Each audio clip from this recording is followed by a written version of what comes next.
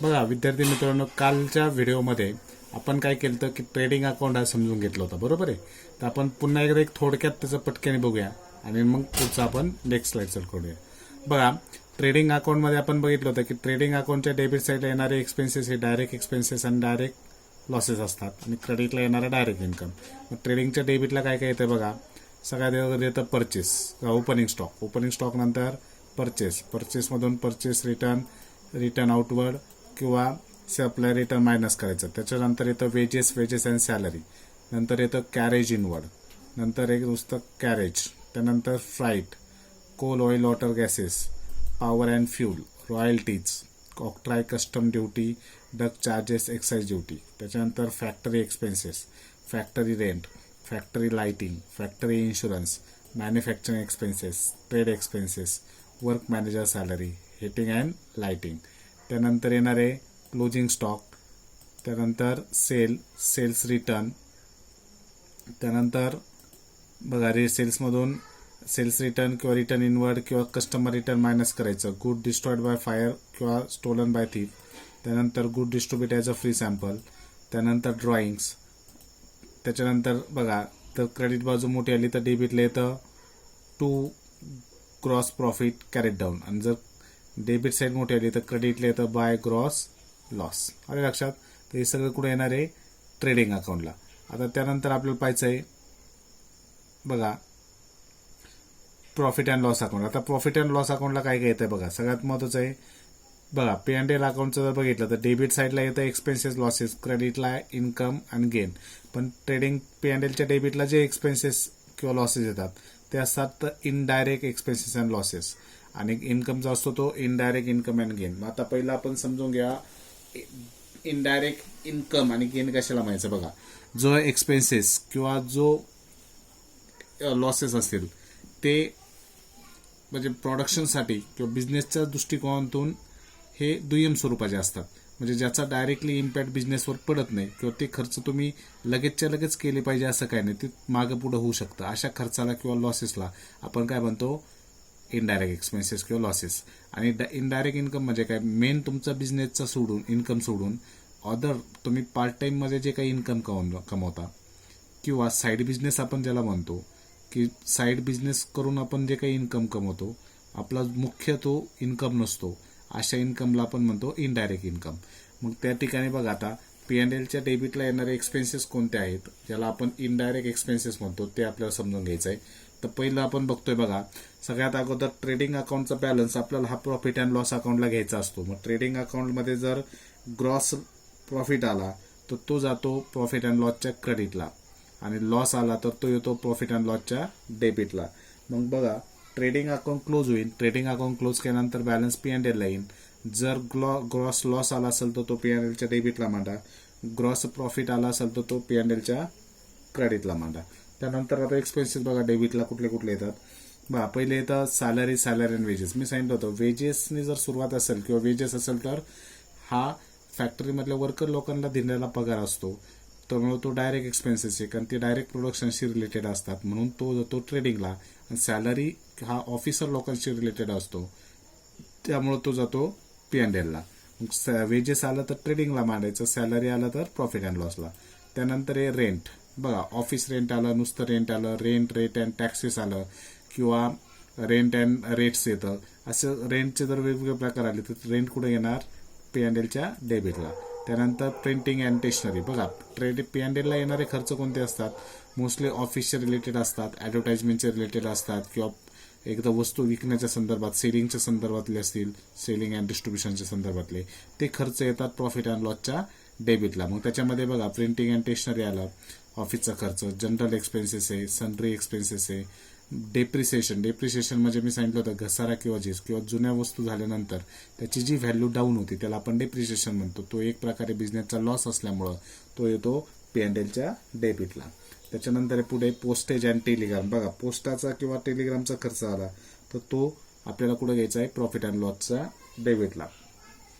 त्यानंतर आहे तुमचं कॅरेज आउटवर्ड बघा, कॅरेज इनवर्ड हे ट्रेडिंगला जात होतं कारण तो वस्तू तयार करण्यापूर्वीचा वाहतुकीचा खर्च आहे म्हणून तो जातो ट्रेडिंगच्या डेबिटला.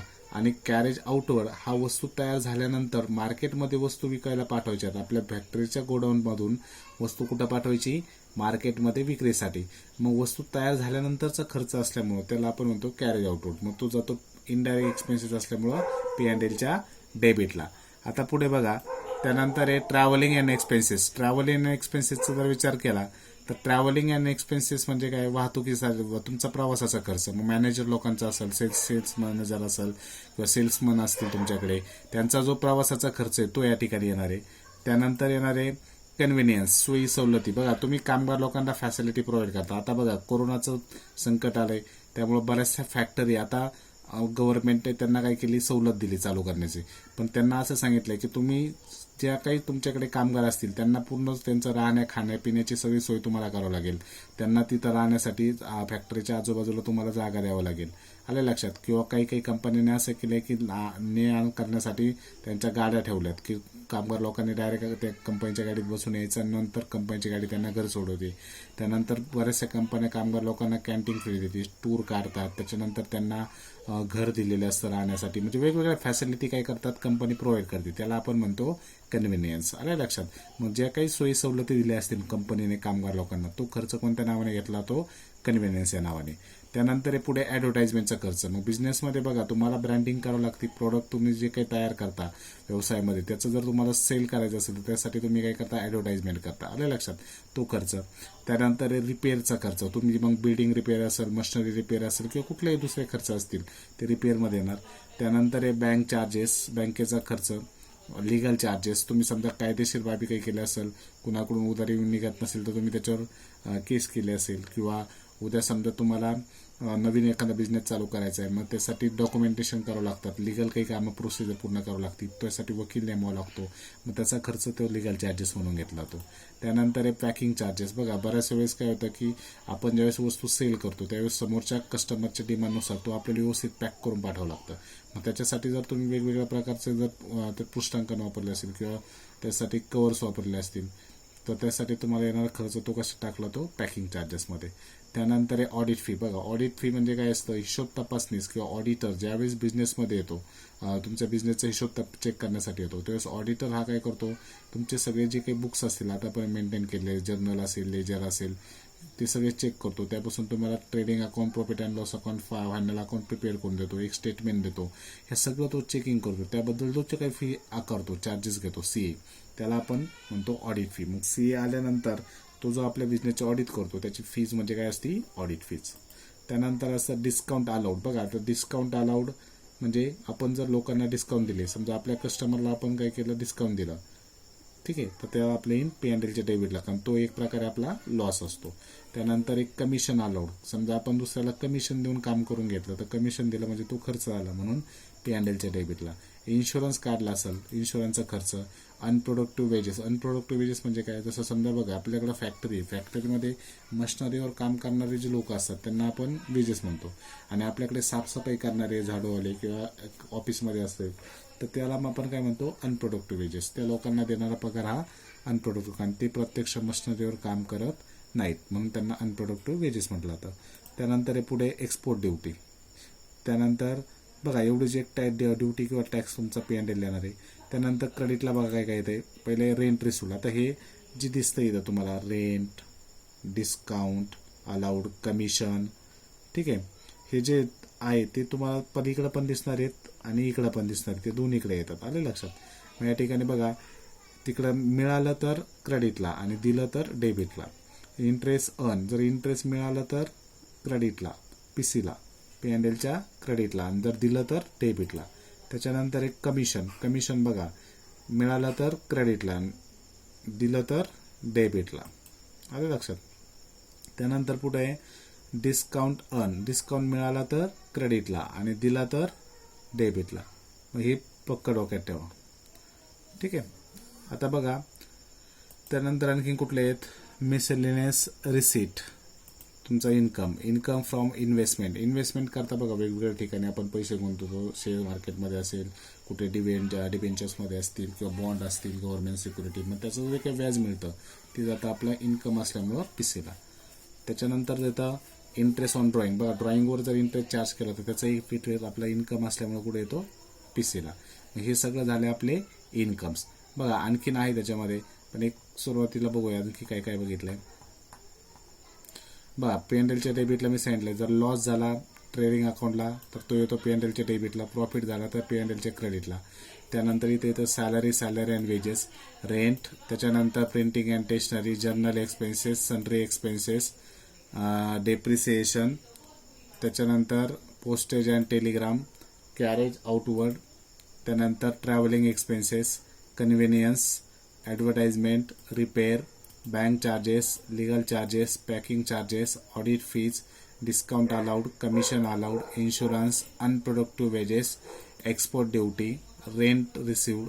बघा क्रेडिटला इंटरेस्ट अर्न, कमिशन अर्न किंवा received, discount earn, miscellaneous receipt, income from investment, interest on drawing. आता आणखीन पुढं काय काय येतं बघा. P&Lच्या डेबिटला येतं बघा बॅड डेट्स. आपण बॅड डेट्स विषय बघितलं होतं. बॅड डेट्स म्हणजे काय, जे लोक आपले पैसे बुडवतात त्यांना आपण बॅड डेट म्हणतो. मग तो लॉस असल्यामुळे P&Lच्या डेबिटला येतो. त्याच्यानंतर आहे ट्रेड एक्सपेन्सेस. आता ट्रेड एक्सपेन्सेस ट्रेडिंगला पण आलंय, P&Lला पण येते. मग ते तुमच्यावर डिपेंड असतं प्रश्नावरती. प्रश्नामध्ये ट्रेड एक्सपेन्सेस आल्यानंतर बघा ऑफिस एक्सपेन्सेस, मिसलेनियस एक्सपेन्सेस किंवा अदर खर्च जर आले तर तुमचं कुठे येणार आहे P&Lच्या office expenses, miscellaneous expenses, sundry expenses. हे जर आलं तर P&Lच्या डेबिटला मांडायचं. आणि ह्याच्या सोबत जर ट्रेड एक्सपेन्सेस नाही आला तर ट्रेड एक्सपेन्सेस हा कुठं मांडला तो P&Lला. जर सोबत आला तर ट्रेडिंगला मांडायचं, नाही आलं सोबत तर कुठं मांडायचं आपलं P&Lला. बघा आता याच्याविषयी तुम्हाला ज्यावेळेस प्रश्न चालू होईल, ज्यावेळेस आपण क्वेश्चन सॉल्व्ह करू प्रॉब्लेम, त्यावेळेस मी डिटेल व्यवस्थित समजून सांगेल. आता डोक्यात फक्त एवढंच ठेवा की ट्रेड एक्सपेन्सेस हा दोन्हीकडे येतो. कुठे कुठे P&Lच्या डेबिटला पण आणि ट्रेडिंगच्या डेबिटला पण येऊ शकतो. मग ते प्रश्नावर कसं ओळखायचं काय करायचं त्यावेळेस मी सांगेल. त्यानंतर रेंट अँड टॅक्सेस, त्यानंतर warehouse rent. Warehouse rent म्हणजे काय रे, बऱ्याचशा वेळेस काय होतं, वस्तू तयार झाल्यानंतर अशा काही वस्तू आहेत का ज्या आपल्याला काय करावं लागतात, मग आपल्याला वेअर हाऊसमध्ये ठेवावं लागतात. मग वेअर हाऊसमध्ये जर आपल्याला ठेवायचं असेल तर त्यासाठी आपल्याला काय करावं लागतं, चार्जेस द्यावं लागतात. मग ते वेअर हाऊस असतील, मग भाजीपाला असतील किंवा दुधाचे पदार्थ असतील किंवा नाशवंत वस्तू आपल्याला जर एका ठिकाणून दुसऱ्या ठिकाणी जर शिफ्ट करायचे असतील, ट्रान्सपोर्ट करायचे असेल तर वेअर हाऊसमध्ये ते ठेवावं लागतात. ठीक आहे. त्याच्यानंतर आता बघा बॅड डेट्स आपण पाहत होतो. बॅड डेट्सचा आपल्याला एक फॉर्मॅट आहे, तो आपण ॲडजस्टमेंट व्यवस्थित समजून घेणार आहे. आता फक्त जस्ट फॉर्मॅट लक्षात ठेवा, 11वीला झालं आहे. बॅड डेटमध्ये बघा ओल्ड बॅड डेट, त्याच्यानंतर add new bad debt, add new RDD आणि एक ओल्ड सोडून काय घेणार आपण ओल्ड RDD. मग आता हा फॉर्मॅट आपण ॲडजस्टमेंटमध्ये व्यवस्थित लक्षात ठेवणार आहे. आता फक्त लक्षात ठेवा की आपल्याला 2 प्रकारचे बॅड डेट असणार, 2 प्रकारचे RDD. जुना बॅड डेट, जुने RDD, नवा बॅड डेट, नवे RDD. ठीक आहे. मग आता new bad debt, new RDD ते असतं ॲडजस्टमेंटमध्ये आणि old bad debt, old RDD ते असतं ट्रायल बॅलन्समध्ये. ठीक आहे.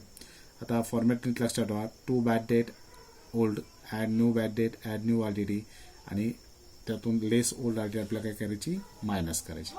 त्यानंतर आता नेक्स्ट प्रॉब्लेम आहे interest on loan. Interest on लोनच्या बाबतीत जर बघितलं तर इंटरेस्ट ऑन लोन बघा, आपण जर बँकेकडून लोन घेतलं तर आपल्याला व्याज भरावं लागतं, ते येतं मग P&Lच्या डेबिटला. इंटरेस्ट ऑन कॅपिटल, बऱ्याचशा वेळेस पार्टनर, इथे इंटरेस्ट ऑन पार्टनर्स कॅपिटल येणार यावर्षी, कारण की आपल्याला पार्टनर लोकांकडून जर बिझनेसला लोन घेतलं तर पार्टनर लोकांना आपल्याला काय करावं लागतं, इंटरेस्ट द्यावा लागतो तो. त्यानंतर आहे लॉस बाय फायर. आपल्याला समजा आगेत माल जळाला तर त्याचा एक इफेक्ट ट्रेडिंगच्या क्रेडिटला आणि दुसरा P&Lला होणार आहे. Good distribute as a free sample आलं त्याचा एक इफेक्ट ट्रेडिंगच्या क्रेडिटला आणि दुसरा P&Lच्या डेबिटला होणार आहे. Loss on sale of asset. त्यानंतर समजा बघा पार्टनर्स सॅलरी आणि कमिशन आलं तर ॲडजस्टमेंटमध्ये तर एक इफेक्ट P&Lच्या डेबिटला आणि दुसरा कॅपिटलला होणार आहे. त्यानंतर आहे RDD. मी सांगितलं होतं RDDच्या बाबतीत समजा ओल्ड बॅलन्स जर मोठा असेल RDDचा तर त्यावेळेस सबट्रॅक्शन आपल्याला कुठं मारावं लागतं, इकडं. त्यानंतर बघा profit and sale of asset. त्यानंतर इन्कममध्ये आणखी काय येईल, बाय क्लोज झाल्यानंतर आपण काय करणार, डेबिट साईड क्रेडिट साईड मोठी आली तर डेबिटला मानणार टू नेट प्रॉफिट आणि समजा आपली डेबिट साईड मोठी येत असेल तर क्रेडिटला मानणार आपण बाय नेट लॉस. आले लक्षात. मग आता हा नेट प्रॉफिट असेल तर तो आपण मागच्या वर्षी कॅपिटलमध्ये ॲड करायचो आणि नेट लॉस असेल तर लेस करायचो, बरोबर आहे. पण हेच मी तुम्हाला सांगितलं होतं की जे जे ॲड होतं आता ते इथून पुढे कॅपिटल अकाउंटच्या क्रेडिटला मांडायचं आणि जे जे लेस होतं ते आपण कॅपिटल अकाउंटच्या डेबिटला मांडणार. त्यामुळं नेट प्रॉफिट आला तर नेट प्रॉफिट हा तुम्हाला काय करावं लागणार बघा. नेट प्रॉफिट जर आला तर नेट प्रॉफिट तुम्हाला मांडावं लागेल कॅपिटलच्या क्रेडिटला, आणि जर नेट लॉस आला तर तो मांडावा लागेल कॅपिटलच्या डेबिटला. आलं लक्षात. आता पुढचा पॉईंट बघा, आपण बॅलन्स शीट विषय बघणार आहे. ठीक आहे, बाकीचं उद्या बघूया.